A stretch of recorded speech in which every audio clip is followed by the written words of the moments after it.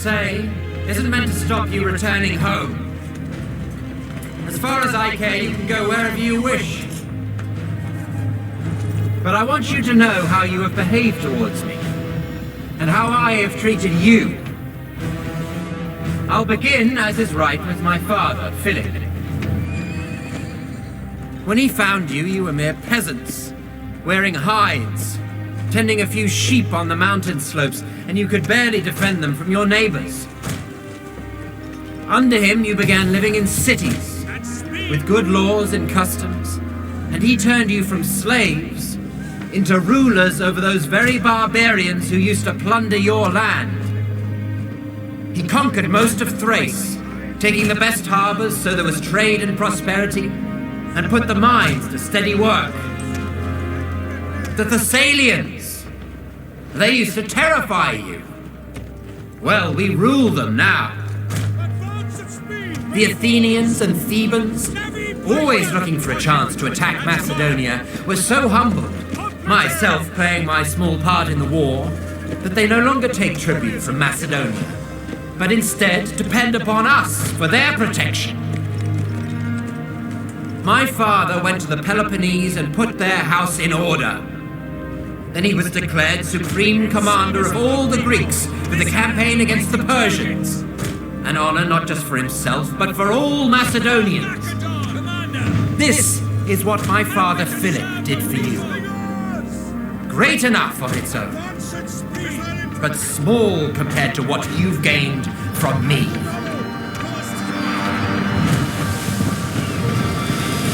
I crossed the Hellespont, even though back then the Persians still commanded the sea. I defeated the satraps of the great king Darius, and made you rulers of Ionia, Aeolis, Phrygia, and Lydia, and took Miletus by siege. The rest of the land surrendered willingly, and their wealth became yours. All the riches of Egypt and Cyrene, which I won without a fight, are yours now. Syria, Palestine, Mesopotamia, Babylonia, all belong to you. The wealth of Lydia, the treasures of Persia, the jewels of India and the outer sea. You are now satraps. You are generals and captains. What have I held back for myself apart from this purple cloak and diadem? Nothing. In service of the people. No man can point to my riches, only the things I hold in trust for you all. And what would I do with them anyway? I eat what you eat. I get no more rest than you. Many times I have spent the night on watch so that you could sleep soundly. Who among you believes he's worked harder for me than I have for him? Come on. If you've got scars, strip and show them to me. I'll show you mine. There isn't one part of my body, the front at least, that doesn't bear a wound. My body's covered in scars from every weapon you can think of. Swords, arrows, stones, clubs. All for the sake of your lives, your glory, and your wealth. And yet here I still am, leading you, as conqueror of land and sea, rivers, mountains, and the plains. We've celebrated our weddings together. Many of your children will be cousins of my own. I've paid off your debts without asking how you got them, even though you're paid well enough and pillage every city we take. Many of you wear golden crowns, badges of courage and honor given you by me. Any one of us who was killed, who met a glorious end, we buried with full honors. Many now stand immortalized by bronze statues in Macedonia. Their families are honored and pay no taxes. Under my command, not one man has been killed fleeing the enemy. And now I wanted to send back some of you who've been wounded or crippled, who have grown old, to be welcomed back home as heroes. But since you all wish to go, then all of you, go! Go home and tell them that your king, Alexander, conqueror of the Persians, Medes, Bactrians, and Scythians, who now rules over the Parthians, Chorasmians, and Hyrcanians as far as the Caspian Sea, who's marched over the mountains of the Hindu Kush, crossed the Oxus and Tanais rivers, even the Indus, first to cross it since Dionysus himself. I would have crossed the Hyphasis too if you hadn't cowered in fear. Who sailed into the Great Sea from the mouth of the Indus. Who crossed the desert of Gedrosia, where no one had ever led an army. Who took Carmenia, while my fleet sailed the Persian Gulf.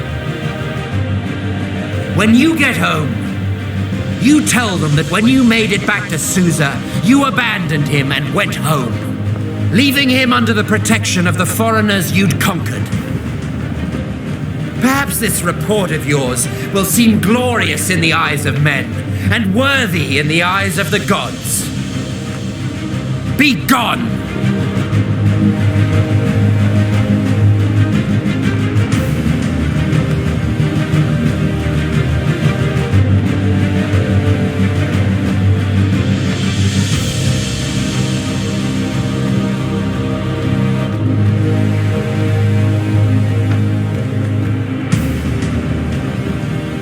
Thank you to all the Patreon supporters who helped create this video. If you'd like exclusive early access to videos like this, and the chance to vote on future topics, please visit the Epic History TV Patreon page.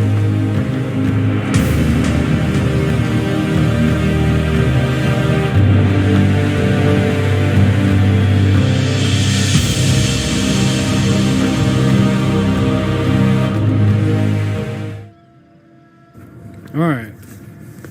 Come on, buddy.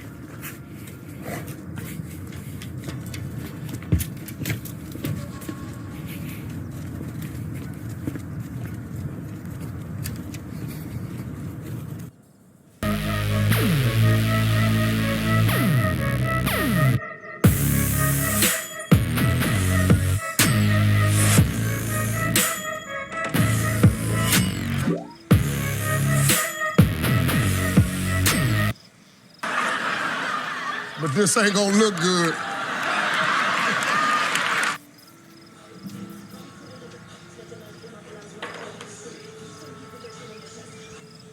Yeah, they say he keep on evolving. How you so steady with it? They say he have your pockets swollen. You gotta show me the shit. Better tell you how I'm doing this shit. I got the devil on my phone. He told me keep doing this shit. Yeah, the devil told me how to get rich. Yeah, how many?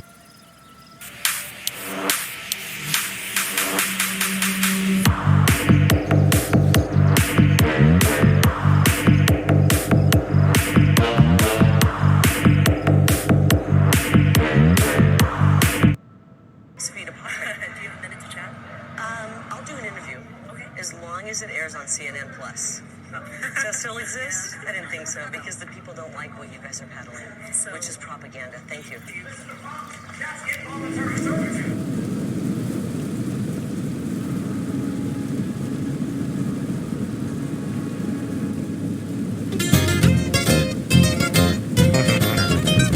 Con un vasito en la mano y el cuerpo siento cansado, fumando voy relajado y la fiesta no va a parar. Supreme la ropita y la clica no se me agüita, las onzas se...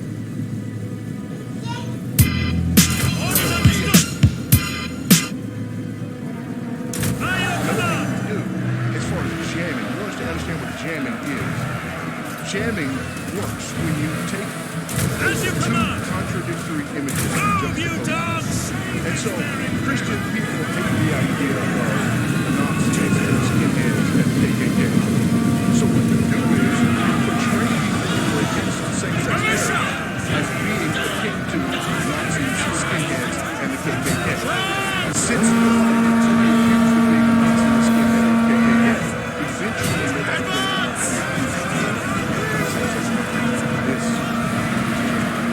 This is why the average Sunday sermon from a pastor that deals with homosexuality, the first word of it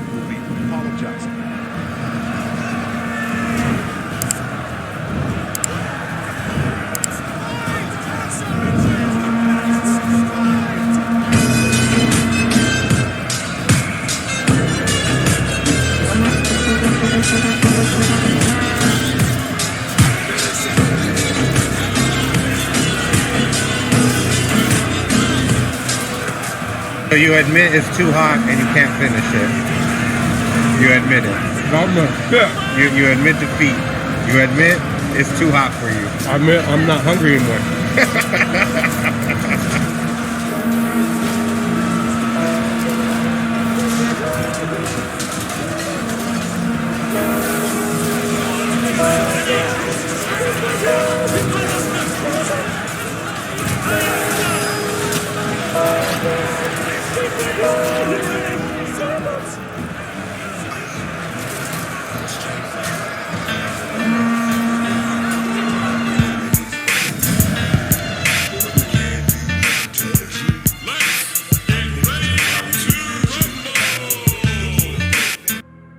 When you get married and you have a kid, you might want to marry a Republican woman because they actually like want to be with the kid and raise it. You know, that's good.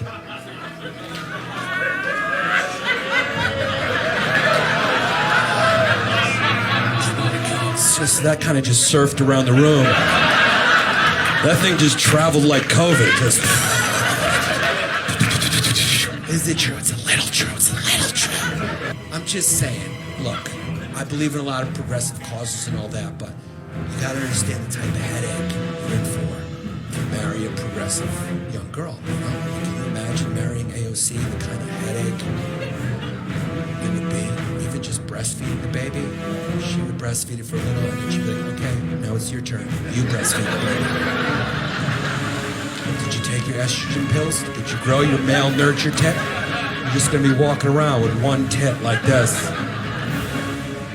Sorry, first time being kidnapped, kind of nervous. So, like, why did you pick me? Do you think I'm cute? I'm cute. Okay, daddy vibes, we love a bad boy king, and I wanna die. There's something wrong with your generation. Freeze! Police! You're safe now, ma'am. Okay, ew, police is not that deep, chill. And did you just assume my gender? Because that's offensive. But I'm here to say... That's offensive. But you were... That's offensive. Warning. You're not going to like what you're about to hear. You know you're saved because the Spirit bears witness that you are born again. Because your life has changed and is changing and continues in a process of change. And when it stalls in that process...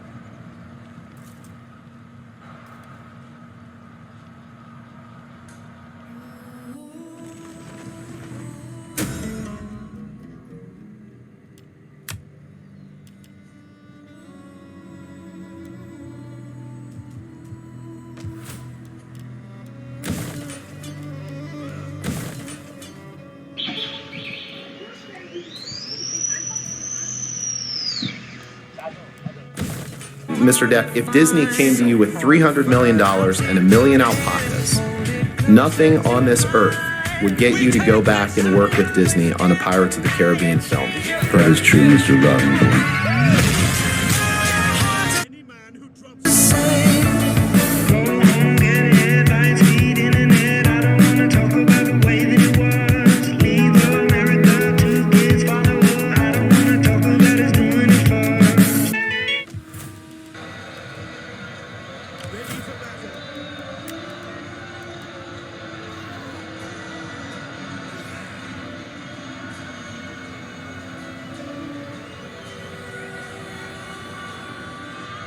Advance. There is the UFC lightweight champion proving tonight he cannot just get it done.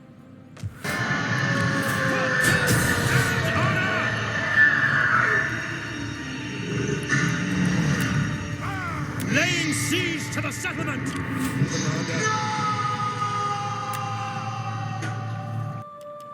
Now, you're a lot bigger than Amber, correct? Physically? I wouldn't say that. The stand, you agree with me?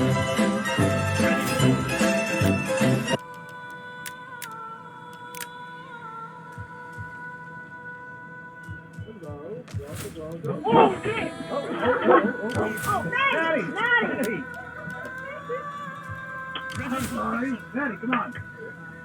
Ready for orders.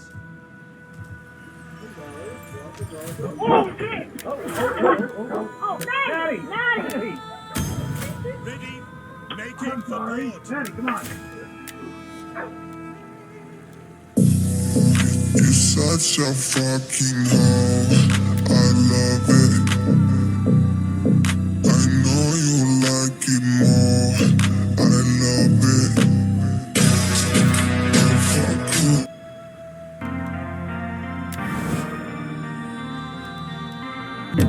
Be welcome, and may Hermes bless your words with appropriate speed. I know doctors who... You have my attention. Speak, and...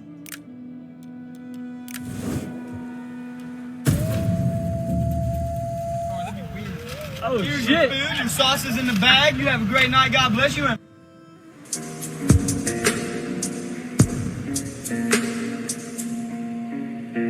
Дать пацанам посчитать потери. Суммы нули погибают на сцене. Снова один прогуляюсь без тени. Заливаю лик, поцелуй на шею. Peace, as I would throw a Commanded rope by to a Chaos. drowning man. 600 from other parts of Greece, led by Erigyeus, and 900 mounted scouts from Thrace and Paeonia under Cassander. In 334 BC, Alexander, king of Macedonia, began one of the greatest military campaigns in history against the superpower of the age, the Persian Empire. Just 20 years old, his brilliant and fearless leadership won him battle after battle. And in an astonishing 10-year campaign that took him to the edge of the known world, he carved out one of the largest empires ever known. Few men have had such a massive impact on the course of history. To the Persians, he was Alexander the Accursed, but to the West, he was immortalized as Alexander the Great.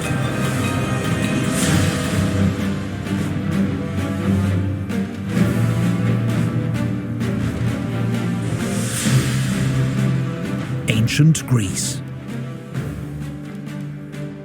From around 500 BC, this rugged land was the scene of remarkable developments in art, philosophy, and warfare.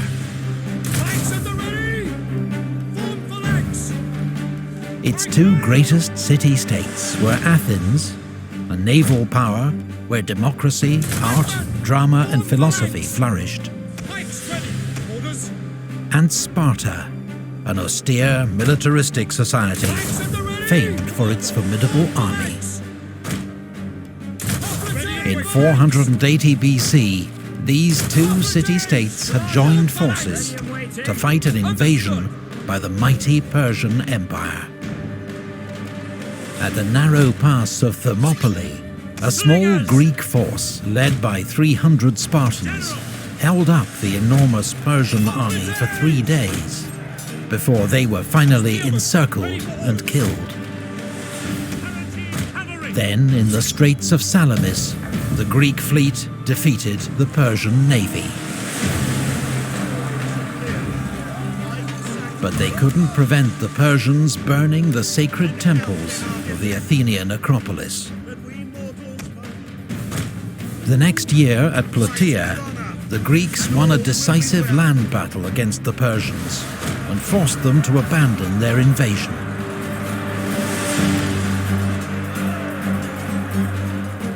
The next 50 years were the golden age of classical Greece. But rising tension between Athens and Sparta and their allies eventually led to war, dragging the Greek world into decades of destructive fighting. Wars between the Greek city-states continued for almost a century, leaving them exhausted and vulnerable to a new rising power to the north. For centuries, sophisticated Greeks had viewed the mountainous kingdom of Macedonia as a backwater, Hicksville, barely Greek at all. But under King Philip II, Macedonia emerged as a formidable military force. His most famous reform? The introduction of the sarissa, an 18-foot pike, twice the length of a normal Greek spear, and wielded by trained infantry, fighting in close formation, known as a phalanx. In 338 BC, at the Battle of Chaeronea, Philip's army crushed the joint forces of Thebes and Athens. Through alliance and conquest, Philip had already gained control over most of his neighbours. Now, following this victory, he united all Greece in an alliance known as the Hellenic League, or League of Corinth, with Philip as hegemon, or supreme commander. Only Sparta stood aside.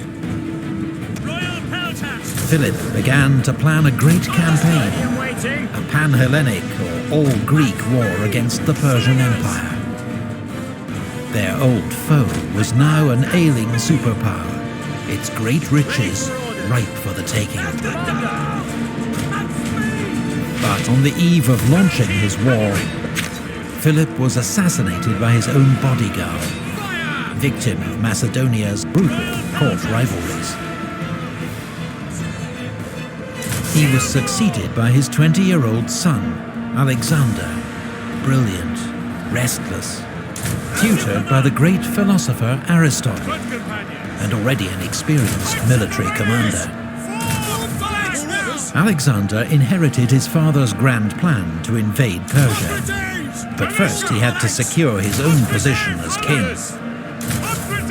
At home, he had potential rivals executed, then crushed rebellions in Illyria, Thessaly, and central Greece. He made a special example of Thebes, completely destroying the ancient city and selling its people into slavery. In the spring of 334 BC, now ready to launch his war against the Persian Empire, Alexander led his army across the Hellespont into Asia Minor. It was the start of one of the greatest military campaigns in history.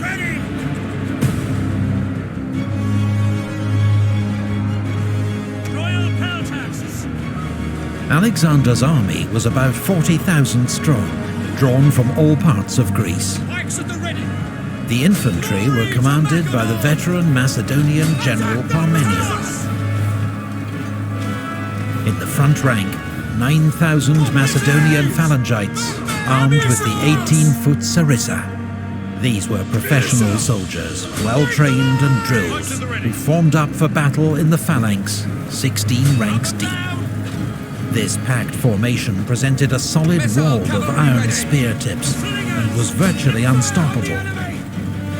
But it was also difficult to maneuver and highly vulnerable to attacks on its flanks or rear. So 3,000 elite infantry, the hypaspists, or shield bearers, armed with shorter spears, guarded its flanks. They were commanded by Parmenion's son, Nicanor. The second line of Alexander's army was made up of 7,000 Greek allies and 5,000 mercenaries, armed as hoplites. They took their name from the hoplon, their large round shield, and carried shorter 8-foot spears. A hoplite phalanx was not as effective as the Macedonian phalangites, but still well armed and heavily armored for the time.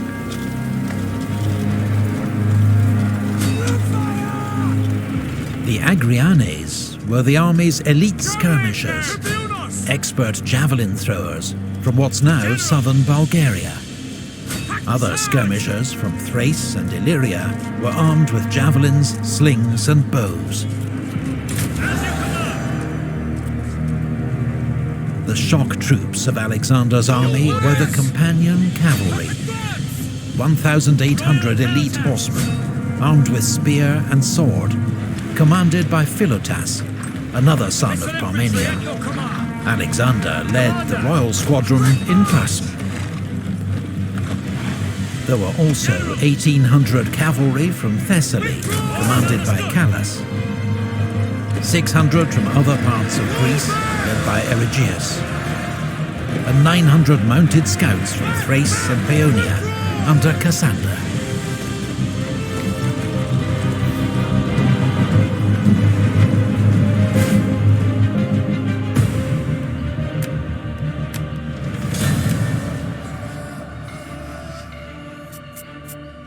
The great Persian Empire was divided into provinces, called satrapies.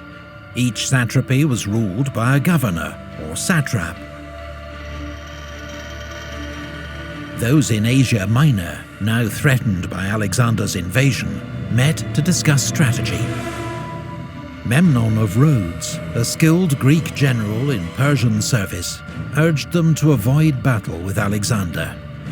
Instead, he advised them to use a scorched earth strategy, to burn villages and crops and withdraw to the interior. Alexander's army, he promised, would quickly starve. It was good advice, but the satraps were unwilling to lay waste to their own provinces without a fight. So they decided to face Alexander's army at the river Granicus.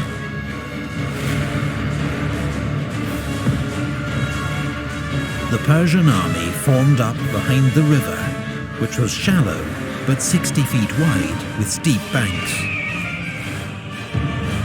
Their front line was a wall of cavalry, about 10,000 horsemen from across the empire. Medes and Hyrcanians from modern Iran, Bactrians from Afghanistan, and Paphlagonians from Turkey's Black Sea coast. Behind, in reserve, were the infantry, several thousand Greek mercenaries, a common sight in Persian armies at this time. These men fought for Persian gold, and were armed with the round shield and short spear of hoplites. The Persians may have been unsure if they could trust these men in combat against fellow Greeks, and so placed them at the rear. Alexander, determined to attack and destroy this Persian force before it could retreat, raced to the Granicus with his best troops. On his left wing he posted Thessalian, Greek and Thracian cavalry under Parmenian's command. In the center were the massed spears of the phalanx, its 6 divisions commanded by Perdiccas, Koinos, Amintas, Philip, Meleager and Crateros. On the right, Alexander himself with the companion cavalry under Philotas, as well as the elite Hypaspists, the Agrianes javelin throwers, and the archers. Alexander, with 13,000 infantry and 5,000 cavalry in all, was probably slightly outnumbered. But ignoring advice to wait until dawn to cross the river, he ordered an immediate assault. He sent a squadron of companion cavalry to ford the river, followed by a regiment of Hypaspists and the Paeonian light cavalry. Alexander, calling on his men to show their courage, then led his right wing across the river.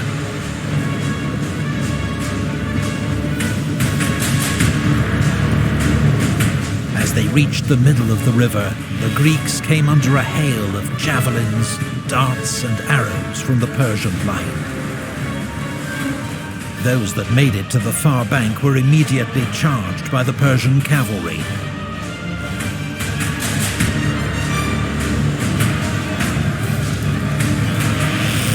Alexander was in the thick of the fighting. He attacked where the whole mass of their cavalry and leaders were stationed. Around him, a desperate conflict raged. Horses were jammed against horses, and men against men. The Macedonians striving to drive the Persians away from the riverbank. The Persians determined to prevent them crossing, and to push them back into the river.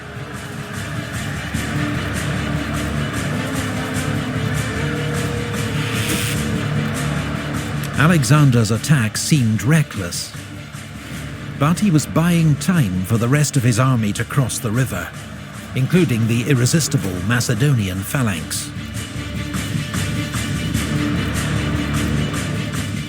Then, suddenly, Alexander was fighting for his life, charged by 2 Persian nobles. Rhoesaces rode up to Alexander and struck him on the head with his sword, breaking off a piece of his helmet. But the helmet broke the force of the blow, and Alexander struck him down with his lance. Then, from behind, Mithridates raised his sword against the king, but Black Clitus, son of Dropidas, anticipated his blow, struck his arm, and cut it off, sword and all.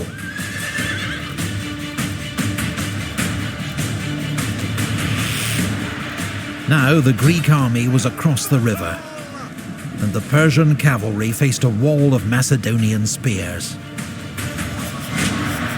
Most turned and fled.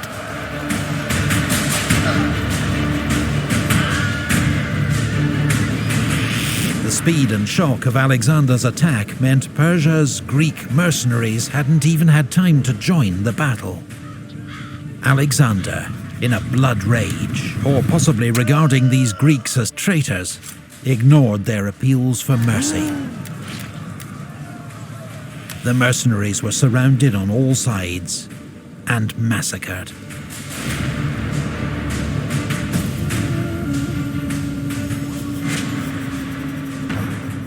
Alexander had won a great victory. Retreat! Asia Minor now lay at his mercy.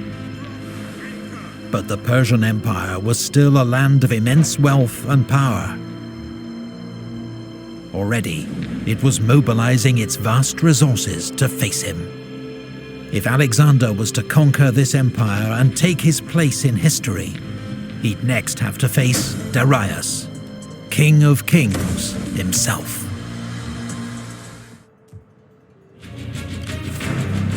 Now, as Alexander approached Sardis, capital of the Persian province of Lydia, its commander surrendered without a fight. But before Alexander could advance further, he needed to neutralize Persian naval power. Persia had a powerful fleet with major naval bases around the eastern Mediterranean that could potentially cut his lines of communication back to Greece. Rather than challenge the Persians at sea, Alexander decided to attack its nearest bases, the Greek coastal cities of Miletus and Halicarnassus. Both put up determined resistance, but were taken by winter.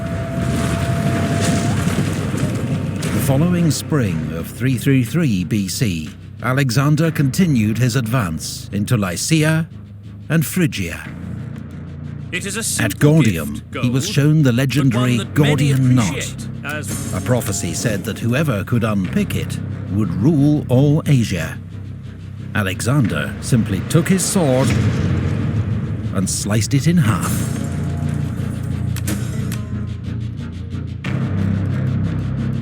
Meanwhile, Memnon of Rhodes, a skilled Greek general in Persian service, led Persian warships into the Aegean and captured the islands of Chios and Lesbos. But after Memnon's sudden death from illness, the offensive was abandoned.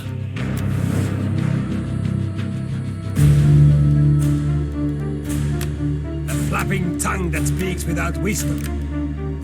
18 months had passed since Alexander's army crossed the Hellespont and invaded the Persian Empire. The blessing of the Olympians. Now, Alexander led his men into You Cilicia speak well and with conviction. and was soon poised to cross the Nur What you say Mountains is like a into trireme Syria. without a rap.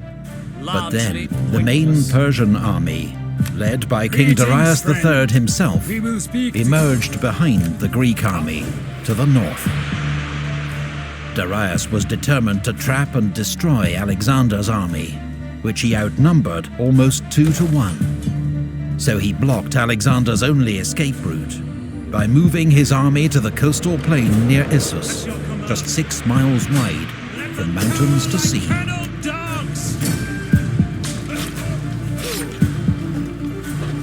The narrow battlefield would force Alexander to fight, but it also prevented Darius exploiting his huge numerical advantage.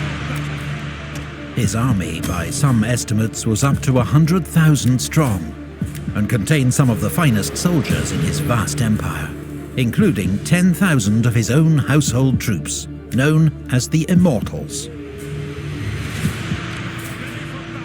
His best cavalry were massed on his right towards the sea, where the ground was better for horses. His best infantry, his Greek mercenary hoplites, formed the centre. Persian infantry formed his left wing. Alexander deployed his own army for battle, once again entrusting his left wing, nearest the sea, to Parmenion, with the Greek cavalry and infantry. In the centre, as always, was the Macedonian phalanx.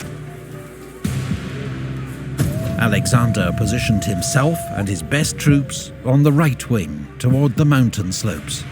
His elite Agriane javelin throwers, his archers, and behind them the hypaspists and the companion cavalry.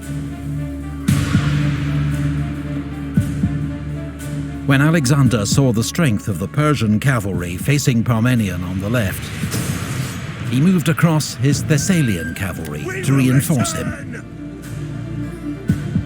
Despite his overwhelming numbers, Darius held his position behind a small river, the Pinarus, and waited for Alexander to attack. He didn't have to wait long.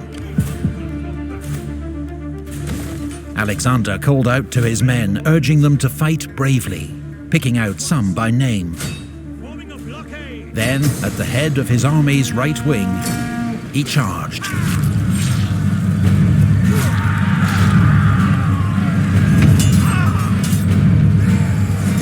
Once again, the speed and shock of the Macedonian advance sent the enemy reeling back. But in the center of the battlefield, the Macedonian phalanx was in trouble. In its effort to keep up with Alexander, its formation had become disordered.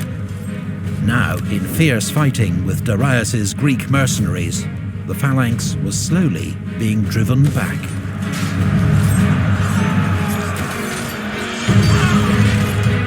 Alexander, seeing the danger, regrouped and led the companions in a headlong charge straight at the Persian center. The Greek mercenaries threatened on their flank were soon in disarray, and the Macedonian phalanx was able to resume its advance. Alexander fought his way towards the great king Darius himself. Rather than face this apparently mad and fearless Macedonian king, Darius fled the battlefield in his royal chariot. Meanwhile, the Macedonian left wing under Parmenion was in a desperate fight against the best of the Persian cavalry. If the Persians could break through here, they could envelop Alexander's army and snatch victory from the jaws of defeat. But Parmenion and his troops fought doggedly and continued to hold the Persians at bay. As the news that Darius had fled spread among his troops, they abandoned the fight and tried to save themselves.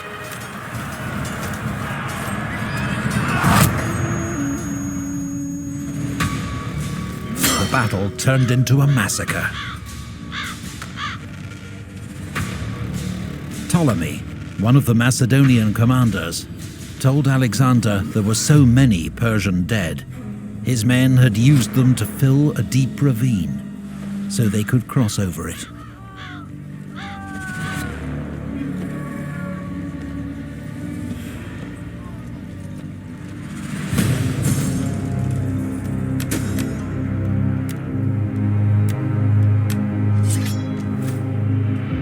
The Battle of Issus was a stunning victory for Alexander. And amongst the spoils of victory were Darius's wife, mother, and 3 children, all taken alive and well treated by Alexander. With the Persian field army in retreat, Alexander now turned to subduing the western territories of the Persian Empire. The next year, 332, the coastal cities of Phoenicia submitted to Alexander, ending Persian naval power in the Mediterranean. But the island city of Tyre resisted. Tyre's defenders fought bravely and skillfully, even when Alexander began building a causeway to the island, protected by 2 giant siege towers, which they counterattacked with fire ships. But after 7 months, the city walls were breached and Tyre fell. Most of its citizens were killed or enslaved. Gaza, too, was taken by siege. Alexander continued to Pelusium on the Nile Delta, where the Persian governor of Egypt surrendered the entire province to Alexander, along with the royal treasury.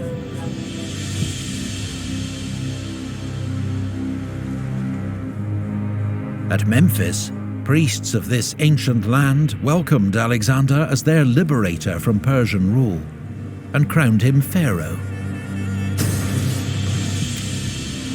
At the mouth of the Nile, he founded a new city, Alexandria, then travelled to the desert oracle of Siwa, where, according to some accounts, the priests welcomed him as son of Amun, king of the gods. Alexander returned east to Tyre, where in 331 BC he received news of trouble back home. Despite his great victories over the Persians, many Greeks regarded Alexander as a tyrant. King Agis of Sparta, with Persian support, now launched a revolt against Macedonia. Antipater, Alexander's commander in Greece, was already dealing with rebellion in Thrace. But he quickly marched south and met Agis in battle near the city of Megalopolis.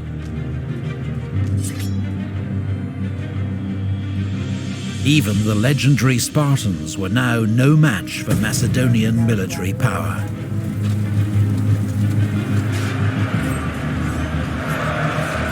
The Spartan army was crushed. King Agis himself was among the fallen. We would forever be indebted.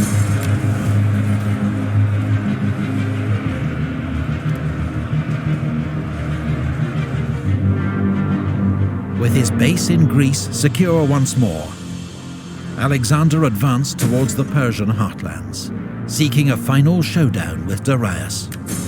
He received a letter from the Persian king offering him a fortune in gold, his daughter in marriage, and half his empire in exchange for peace. But Alexander's stunning victories, all the oracles and acclamations, had now convinced him that his destiny was to rule the world. He rejected the Persian king's offer. He didn't want half the empire. He was coming to take it all.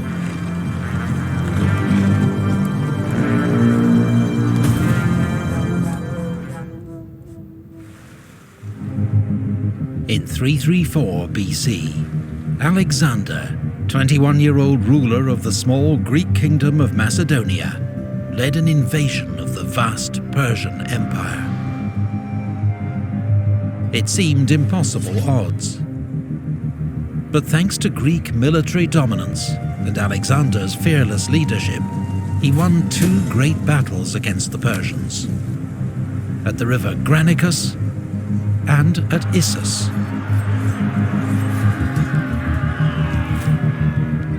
Having subdued Persian lands west of the Euphrates River, he now headed east into the empire's heartlands, seeking a final showdown with the Persian king, Darius III. Receiving news that a great Persian army led by Darius had assembled at Gaugamela, near modern Mosul in Iraq, he made straight for it. This was Darius's last chance to stop Alexander, and Alexander's chance to smash Persian power once and for all.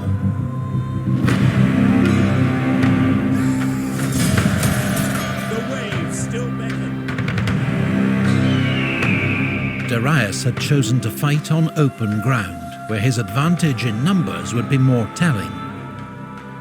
His soldiers had also worked hard to clear and flatten the terrain, to make it suitable for Persian war chariots. By modern estimates, the Persian army was between 50 and 80,000 strong, and made up of contingents from across the empire. Infantry from Syria and Babylonia, cavalry from Armenia, India, and Central Asia, up to 200 scythed chariots, even a handful of war elephants. Alexander's army was smaller and may have been outnumbered by as much as 2 to 1. He deployed his units in their usual formation. On the left flank, Thracian and Thessalian cavalry, commanded by Parmenion. In the center, the Macedonian veterans of the phalanx, each armed with their 18-foot sarissa pike. On the right flank, Alexander with his elite cavalry, the companions, and his best infantry, the hypaspists. These were the units with which Alexander planned to launch his main attack. Greek hoplites formed a second line and supported both wings, which were angled back to guard against encirclement by the Persians.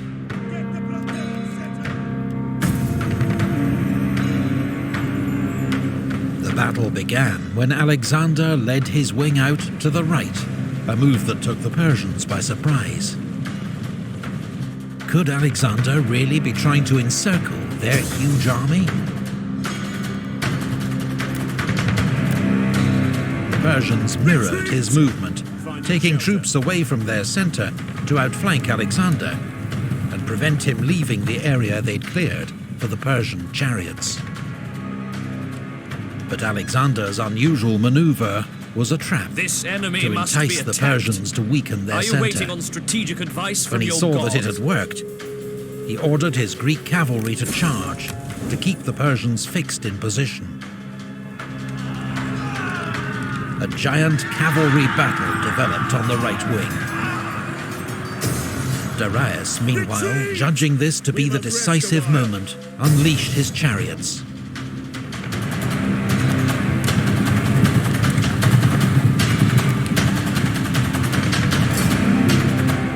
But expert Agrianes javelin throwers took out horses and crews, while the Greek infantry opened lanes, allowing the chariots to pass harmlessly through.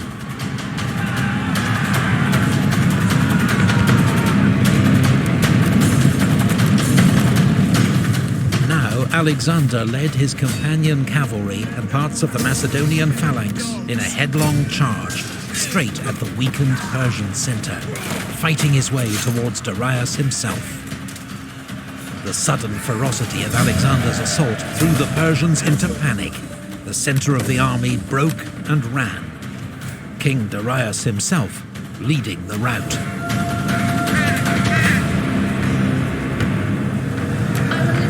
But Alexander's left wing was in serious trouble. Parmenion, facing a huge onslaught by Persian cavalry, was virtually surrounded. Indian and Scythian horsemen had even ridden through a gap in the Greek line.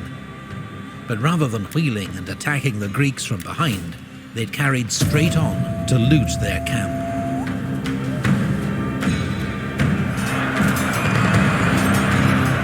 Parmenion sent a desperate appeal to Alexander for help. The king abandoned his pursuit of Darius, regrouped, and charged the Persian right wing.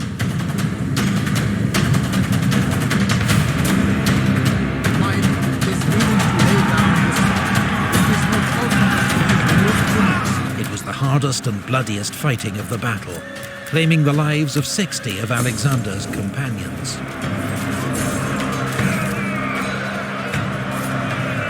Finally, as news of Darius's flight spread across the battlefield, the last Persian horseman turned and fled.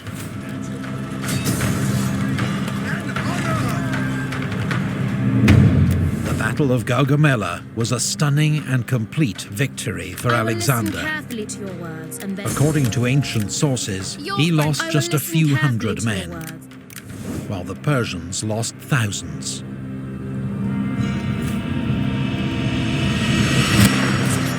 Alexander had routed Darius's great army. And now the road to Babylon, the empire's main capital, lay open.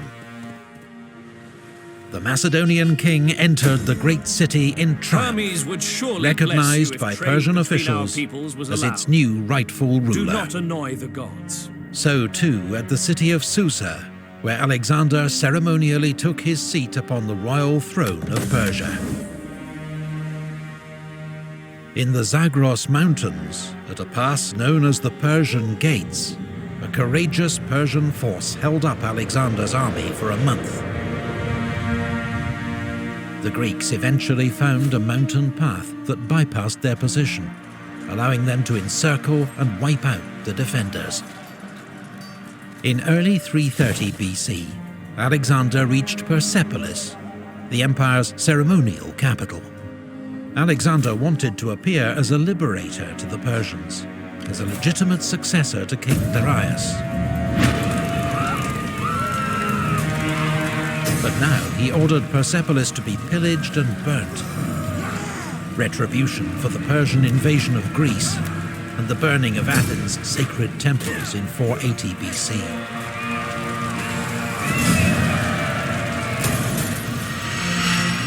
Alexander now headed north into Media, where Darius had taken refuge in the royal city of Ecbatana.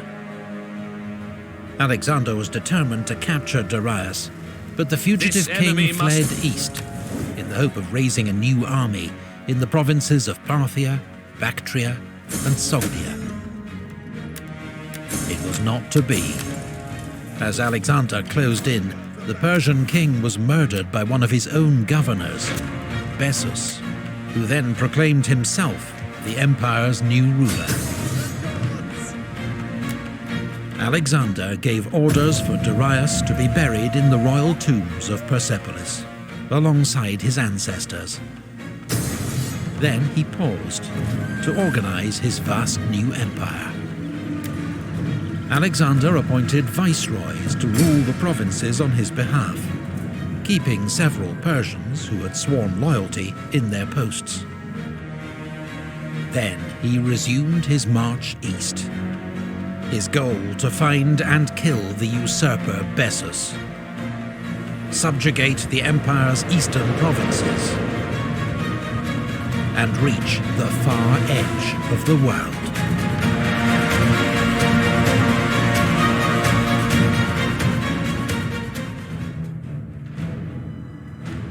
In 330 BC, Alexander continued his march east. His goal, to find and kill Bessus, a Persian usurper claiming to be the rightful king, and to subjugate the empire's eastern provinces.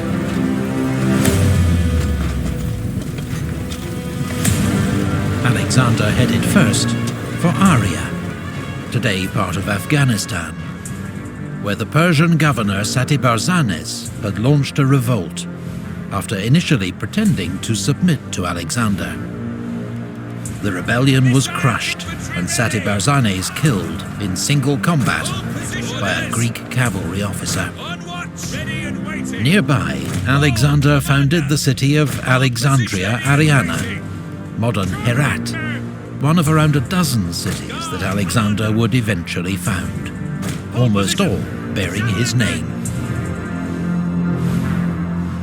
Alexander marched on to Frada. The Macedonian court had a long tradition of plots and assassination.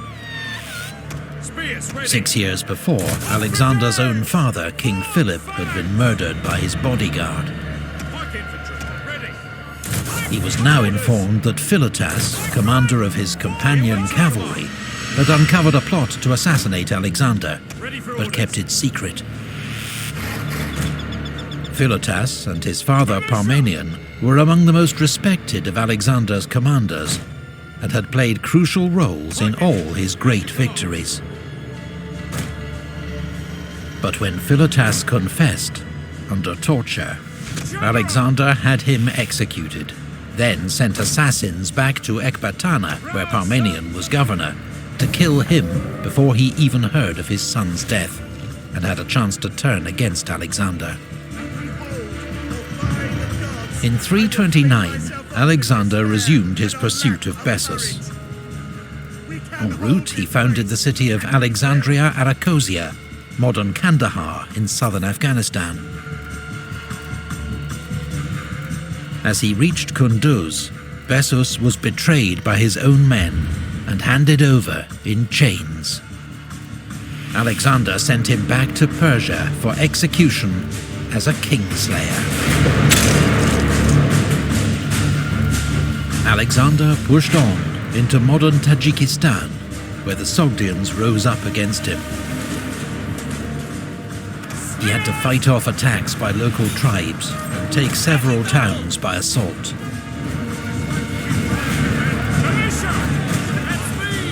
On the banks of the Jaxartes River, he founded the city of Alexandria Escate, meaning Alexandria the furthest, so named because he had, at last, reached the limit of the Persian Empire.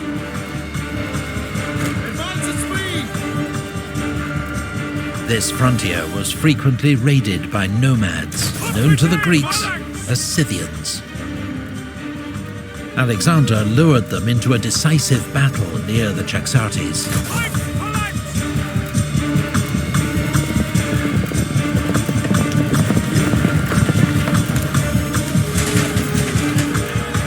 The result was a crushing victory for the Macedonian king that put an end to the raids.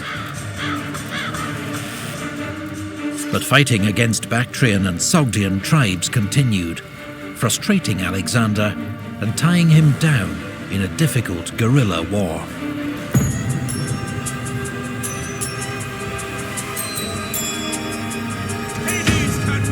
By now, many of the Macedonian troops were unhappy with Alexander. Most had not seen their homes in years, but their king seemed bent on conquest without end. What was worse, he'd begun to adopt the rituals and dress of their defeated Persian enemy, customs they viewed as effeminate and decadent.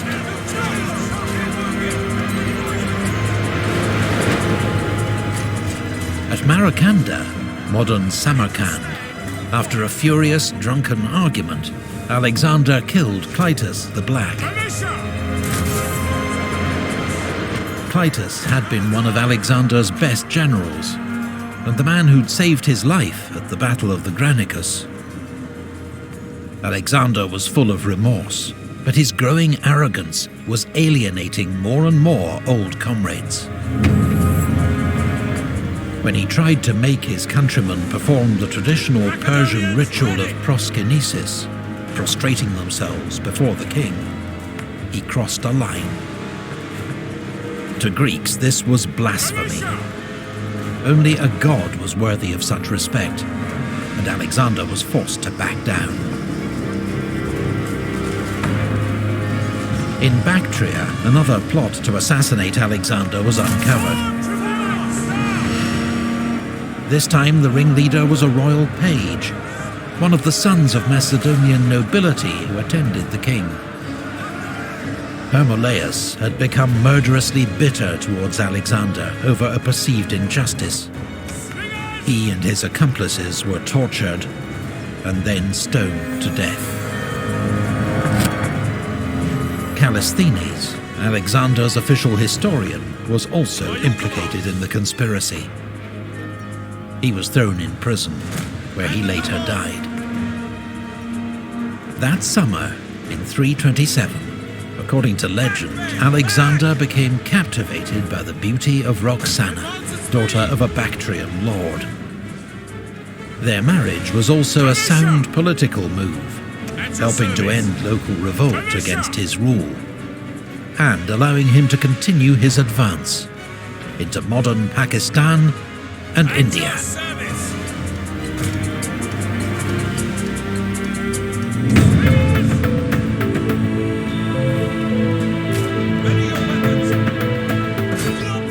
Alexander now prepared to subdue the Persian Empire's most eastern provinces, which had yet to recognize his kingship.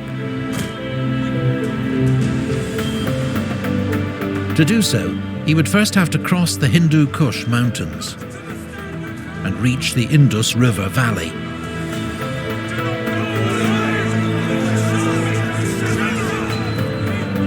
Advancing in 2 columns, his army won a series of skirmishes against the Ustedes and Asakani as they fought their way into what's now the Swat Valley of northern Pakistan. After a fierce siege, Alexander took the Asakanian capital of Masaga. According to legend, it was ruled by a beautiful queen, Cleophas, who bore Alexander a son and was allowed to keep her throne. Missiles awaiting targets. The ruler of Taxila, near modern Islamabad, had formed an alliance with Alexander. Together, they marched to face Porus, king of Paravas, at the Battle of the Hydaspes. It was Alexander's costliest battle, as Porus's war elephants inflicted terrible casualties amongst the Greeks.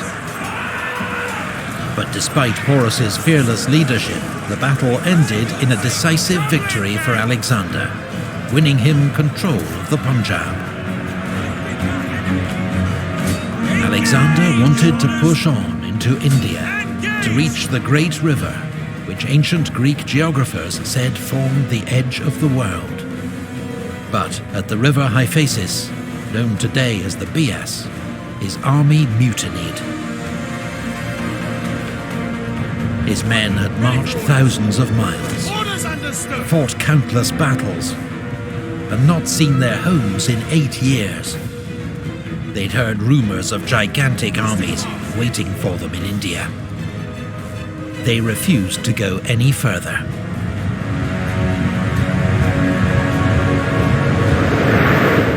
Alexander was furious, but had to turn the army around. He followed the rivers of the Punjab to the sea, a journey that took 10 months. On the way, he defeated the Malians, but while leading the assault on their capital, was wounded in the chest and nearly killed.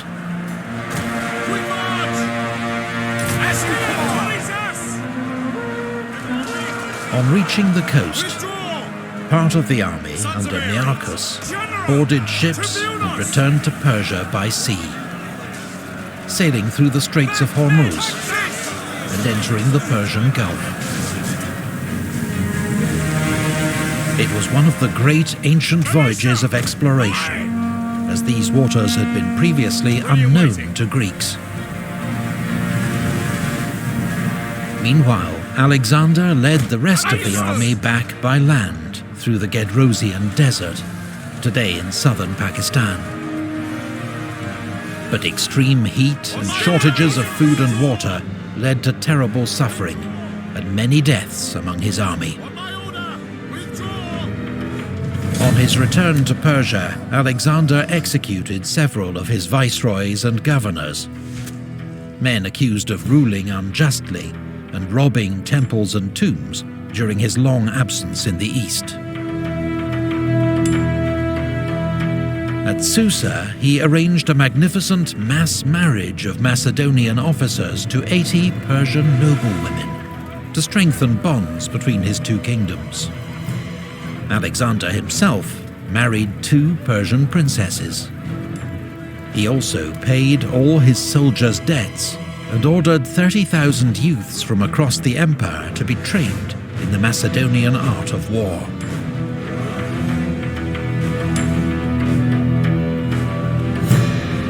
But at Opis, his Macedonian troops mutinied. They were offended by Alexander's apparent preference for Persian advisors and Persian ways. Alexander had the ringleaders executed and made a speech to the men reminding them of the glories they'd won together, and leading eventually to an emotional reconciliation.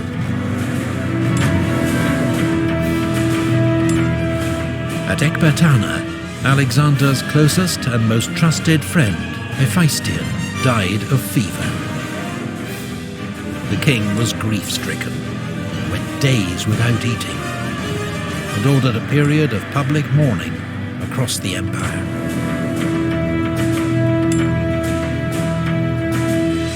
Alexander waged a successful campaign against the mountain raiders of Kossia, who not even the Persian kings had been able to subdue. Returning to Babylon, he was met by embassies from distant peoples, come to recognize his greatness. Ethiopians, Libyans, European Scythians, Lucanians, Etruscans, Gauls, and Iberians. Alexander's Bactrian wife, Roxana, was now pregnant.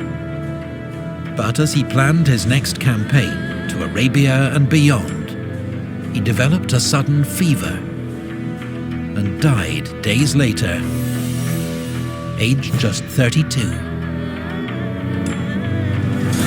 The cause of Alexander's death has never been established. It may have been malaria, cholera, typhus, or poison.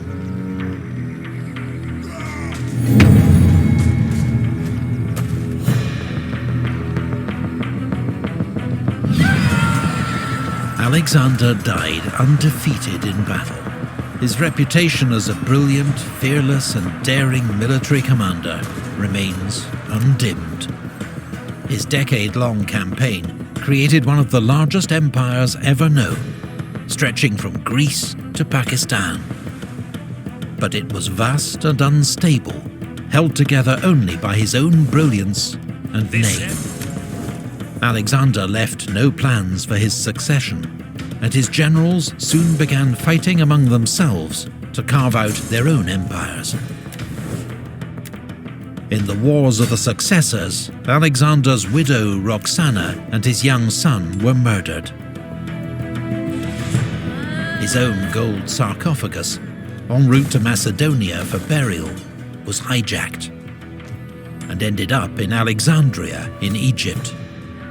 Today, its location remains one of the world's great unsolved mysteries. Few men have ever had such an impact on the course of history as Alexander the Great. The breathtaking achievements of his short life ushered in the Hellenistic Age, as Greek ideas spread across the territory of his former empire, fusing with local traditions to trigger new developments in art, science, government, and language. Some of the successor kingdoms to his great empire were short-lived.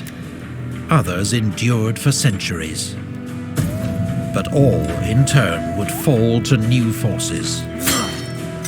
And in the West, to the rising power of Rome.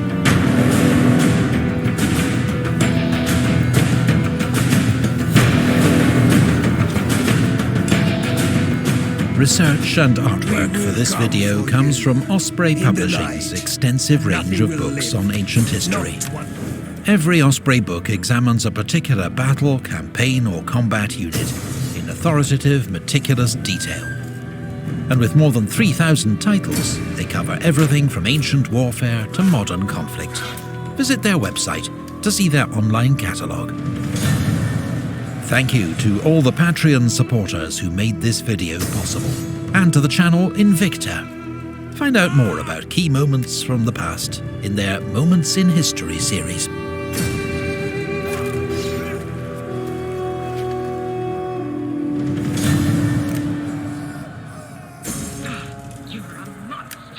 I can swallow a bottle of alcohol in a feel like Godzilla. Better hit the deck like the card dealer. My whole squad's in here walking around the party, a cross between a zombie apocalypse and Bobby the Brain Heenan, which is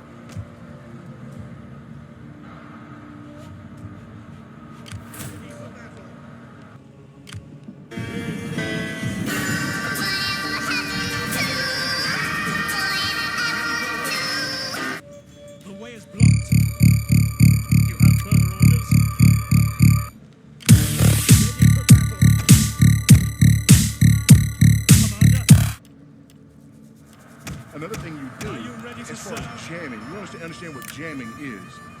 Jamming works when you take two contradictory images and juxtapose them. And so Christian people hate the idea of We hunger for battle.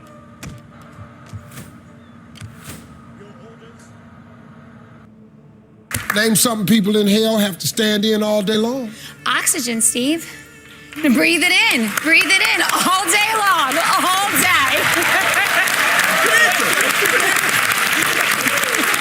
Are you familiar with the story about what hell actually is? No. Where'd you read that hell was gonna have cool breezes coming through? Hell! There's gonna be a lot of oxygen down there, guys. You're gonna love it. I thought you said inhale. Wait a minute. Oh, you're not finna. Oh, Megan, you're not finna blame this on me. She said, I thought you said inhale. I did. Name something that people inhale have to stand in all day long. You out there just oxygen.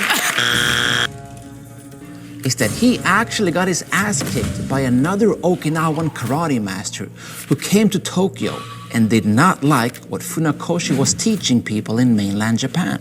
His name was Motobuchoki, and he was the greatest.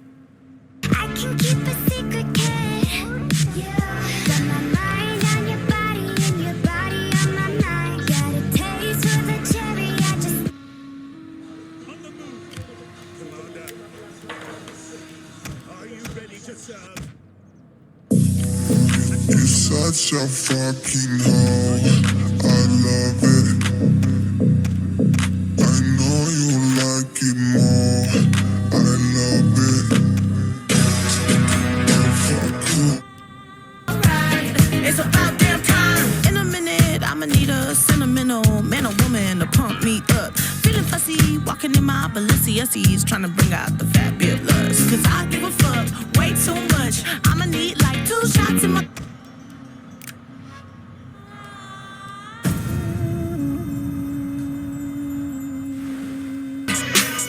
Dr. Dre said, hell yeah, and I got a stamp like a postcard for the mailman. And I know they're gonna hate, but I don't care. I barely can wait to hit him with the snare in the face, square in the face. This fucking world better prepare to get laced because they're gonna taste my venom.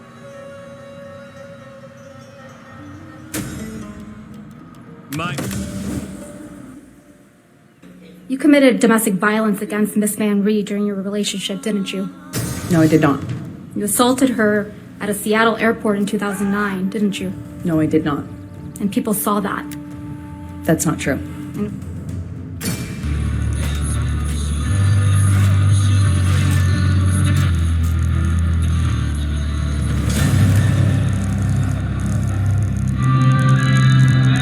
The Killer Roy, 1,000 miles, Hot 97.5.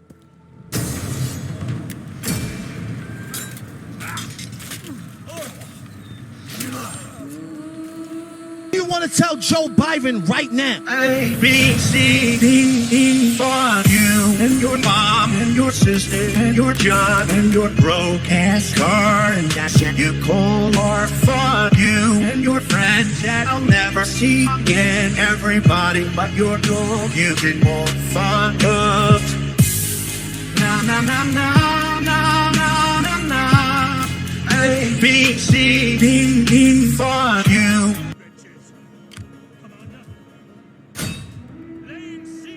You want to tell Joe Biden right now? A, B, C, D, E, for you and your mom and your sister and your job and your broke ass car and that shit you call or for you and your friends that I'll never see again. Everybody but your dog you can more fuck up. Na na na na na na na na. A, B, C, D, E, for you.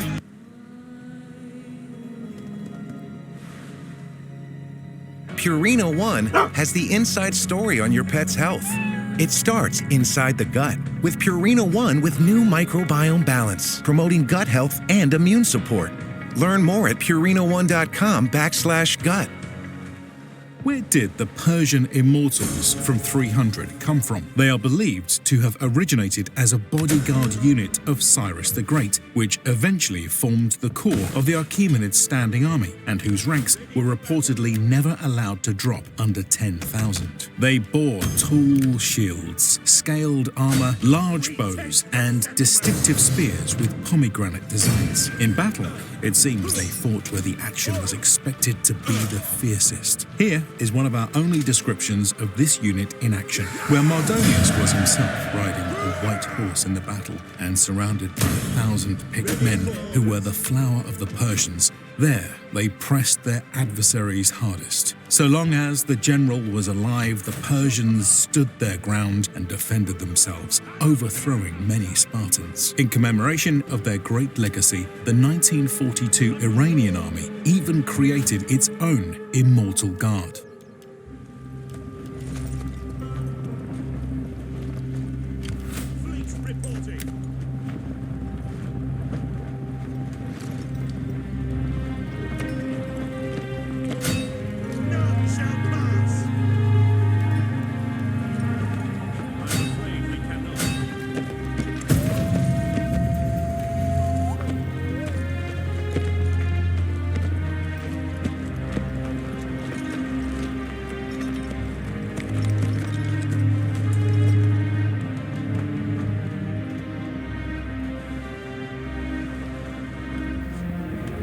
What I'm about to say isn't meant to stop you returning home. As far as I care, you can go wherever you wish. But I want you to know how you have behaved towards me, and how I have treated you. I'll begin, as is right, with my father, Philip.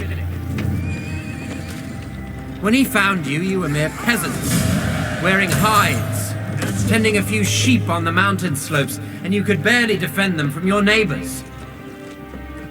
Under him, you began living in cities, with good laws and customs, and he turned you from slaves into rulers over those very barbarians who used to plunder your land. He conquered most of Thrace, taking the best harbors so there was trade and prosperity, and put the mines to steady work. The Thessalians, they used to terrify you. Well, we rule them now.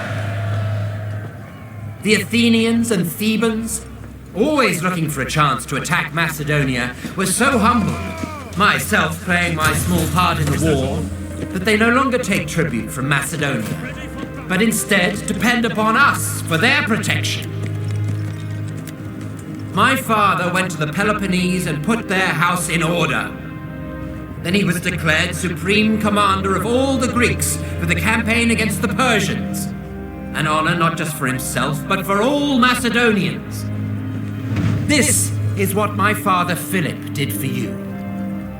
Great enough on its own, but small compared to what you've gained from me.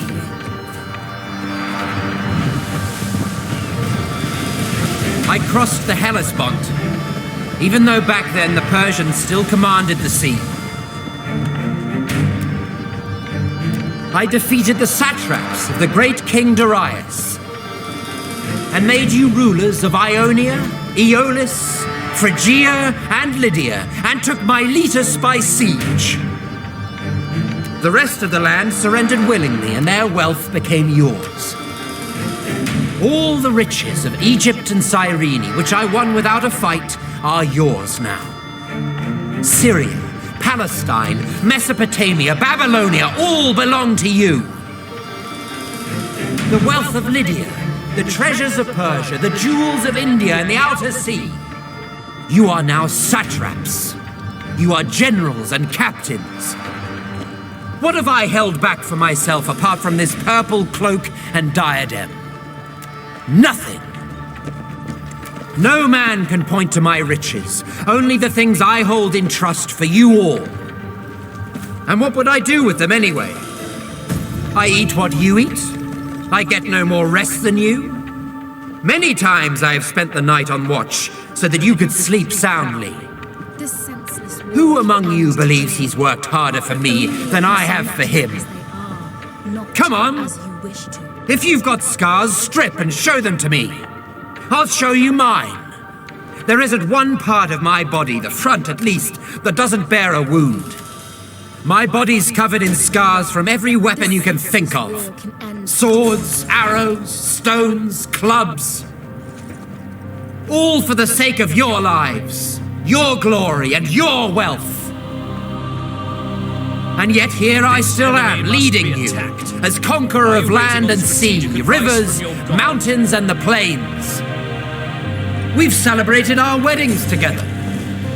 Many of your children will be cousins of my own. I've paid off your debts without asking how you got them, even though you're paid well enough and pillage every city we take. Many of you wear golden crowns, badges of courage and honor given you by me. Any one of us who was killed, who met a glorious end, we buried with full honors. Many now stand immortalized by bronze statues in Macedonia. Their families are honored and pay no taxes. Under my command, not one man has been killed fleeing the enemy. I will listen carefully to your words and then... And now I wanted to send back some of you who've been wounded or crippled, or have grown old, to be welcomed back home as heroes. But since you all wish to go, then all of you, go! Go home and tell them that your king, Alexander, conqueror of the Persians, Medes, Bactrians, and Scythians, who now rules over the Parthians, Chorasmians, and Hyrcanians as far as the Caspian Sea, who's marched over the mountains of the Hindu Kush, crossed the Oxus and Tanais rivers, even the Indus, first to cross it since Dionysus himself. I would have crossed the Hyphasis too if you hadn't cowered in fear. Who sailed into the Great Sea from the mouth of the Indus. Who crossed the desert of Gedrosia, where no one had ever led an army.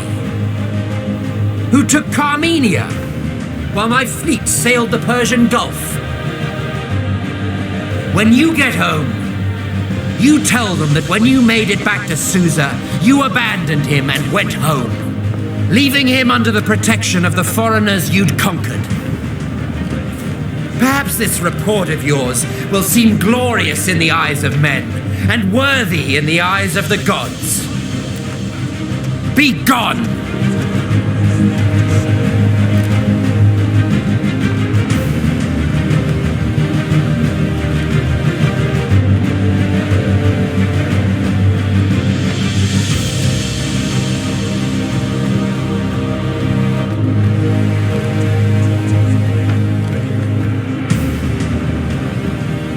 Thank you to all the Patreon supporters who helped create this video. If you'd like exclusive early access to videos like this, and the chance to vote on future topics, please visit the Epic History TV Patreon page.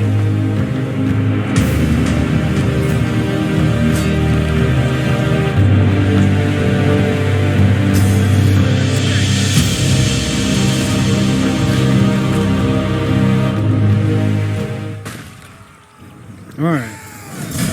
Come on, buddy.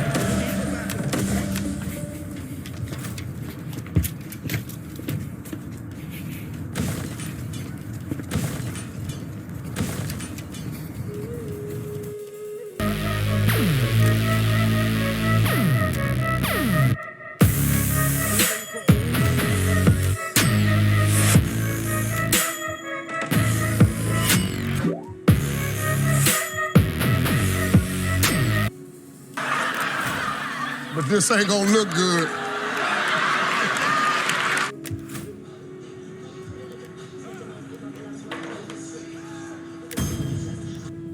Yeah, they say you keep on above it. How you so steady with it? They say you have your pockets swollen. You gotta show me the shit. Better tell you how I'm doing this shit.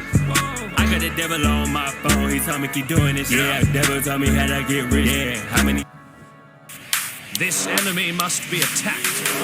Are you waiting on strategic advice from your gods?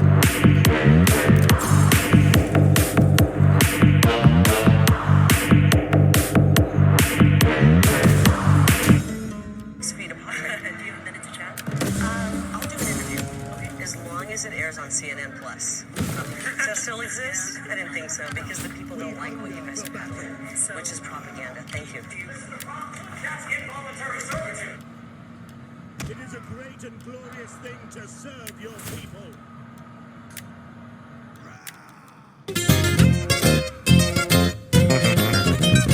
Con un vasito en la mano y el cuerpo siento cansado, fumando voy relajado y la fiesta no va a parar. Supreme la ropita y la clica no se me agüita, las onzas se...